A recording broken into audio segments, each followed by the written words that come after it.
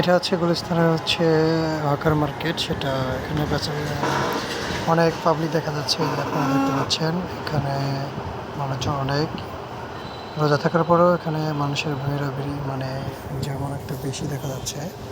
আপনারা দেখতে পাচ্ছেন এখানে অনেক মানুষ, তারা তাদের পছন্দ অনুযায়ী পোশাক ক্রয় করতেছে। এটা হচ্ছে গুলিস্তান হকার মার্কেট। তো আমরা অ্যাকচুয়ালি গেছিলাম এখানে একটা কাজে, এবং মার্কেটের মোটামুটি করা হয়েছে। বাট এখানে যে লোক ঢুকাই যায় না।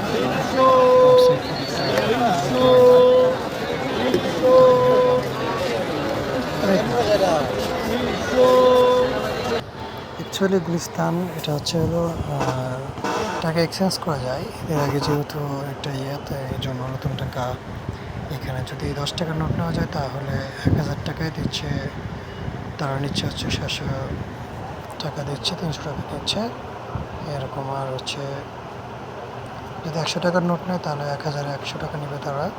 200 টাকার নোট হলে 50 টাকা, আর 50 টাকার নোট নিলে 1000 নেবে তারা হচ্ছে 70 টাকা।